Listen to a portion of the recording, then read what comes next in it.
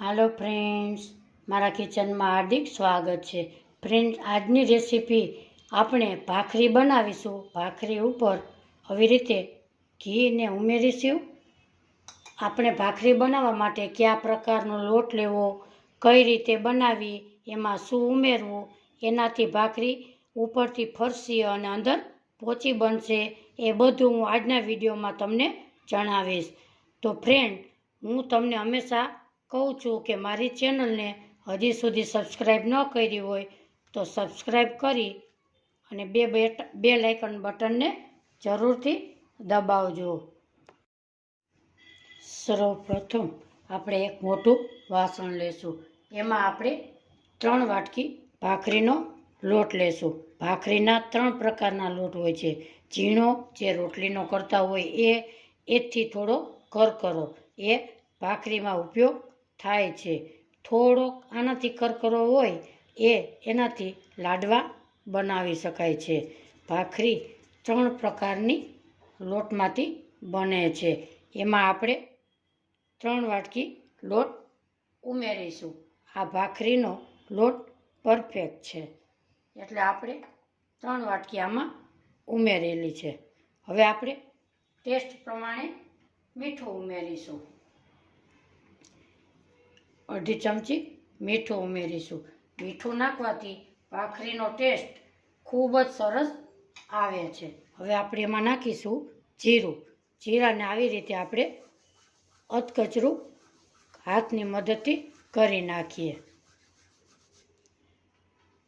હવે આપણે નાખીશું 3 ચમચી ઘી.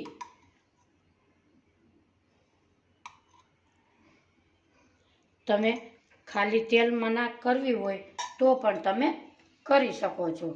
અહીં આપણે 3 ચમચી તેલ ઉમેરીશું.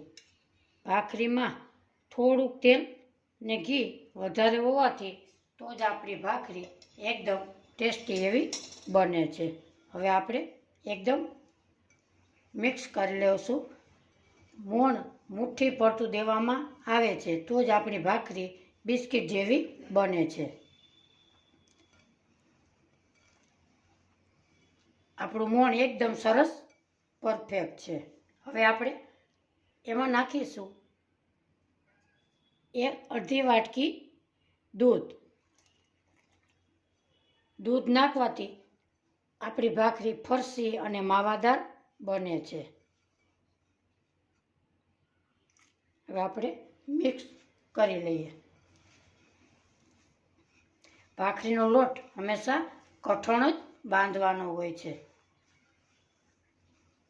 હવે આપણે થોડું થોડું પાણી નાખતા જઈશું અને ભાખરીનો લોટ એકદમ કઠણ બાંધી લેશું.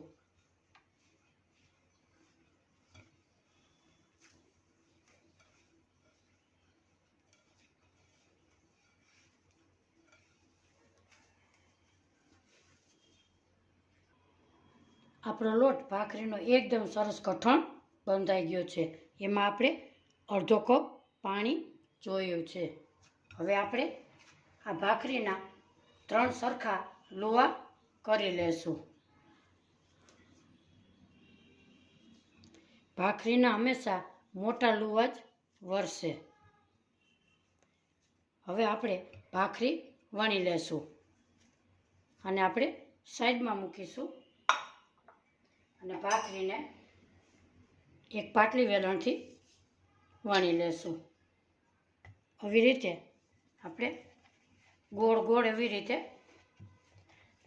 વણી લેશું. એક વખત આવી રીતે વણી લેશું. ભાખરી હંમેશા જાડા લોટની અને કઠણ લોટ હોવાથી ફરતી કોર ફાટતી જાય છે. આવી રીતે ગોળ ગોળ લુવો કરી લેશું અને આવી રીતે એકદમ સરસ લુવોને વારી લેશું. હવે આપણે ભાખરીને વણી લઈએ. આવી રીતે ગોળ ગોળ ફેરવતા જઈશું અને વણતા જઈશું.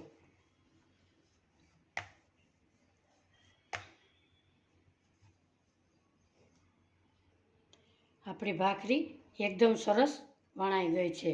આપણે ભાખરીની આવી થિકનેસ રાખીશું. એમાં આપણે આવી રીતે વેલણની મદદથી કાણા પાડીશું એટલે આપણી ભાખરી એકદમ સરસ ચડી જાય.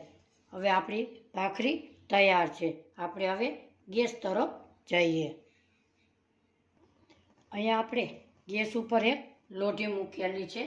ગેસની ફ્લેમ હંમેશા ધીમી રાખીશું. આપણે જે સાઈડ કાણા પાડ્યા હતા એમાં આપણે એવી રીતે આપણે નીચે રાખીશું. ગેસની ફ્લેમ ધીમી રાખીશું અને આપણે 2 સેકન્ડ ચડવા દેશું. હવે આપણે ભાખરીને 2 સેકન્ડ જેવું થઈ ગયું છે. હવે આપણે એને પલટાવી લેશું. હવે નીચે પણ ધીમા ગેસે શેકી લેશું. હવે આપણે બીજી બાજુ પણ પલટાવીશું. આપણી ભાખરી એકદમ સરસ ચડી ગઈ છે. હવે આપણે કપડાની મદદથી બંને બાજુ આવી રીતે ધીમે ધીમે શેકી લેશું એટલે આપણી ભાખરી ઉપરથી ક્રિસ્પી અને અંદરથી સોફ્ટ એવી ભાખરી આપણી બનશે.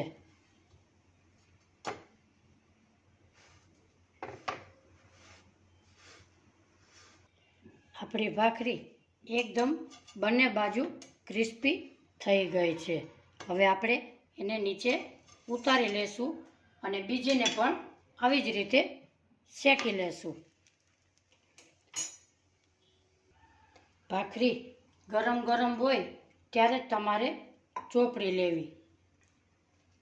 આવી રીતે ઘી આપણે લગાવી લેશું.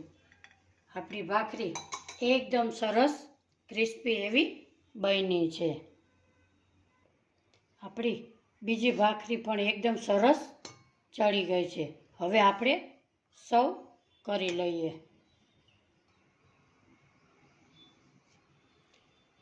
તો આજની ભાખરી ફ્રેન્ડ્સ એટલી ટેસ્ટી એવી બની છે તો ક્રિસ્પી અને ફરસી પણ ઠંડા થયા પછી ભાખરી એવી ને એવી રહે છે. તો ફ્રેન્ડ આજની મારી રેસીપી તમને ગમી હોય તો લાઈક કરજો, તમારા સર્કલમાં શેર કરજો. તો ફરી મળીશું આવી જ નવી રેસીપી સાથે. ત્યાં સુધી મને રજા આપો. આવજો.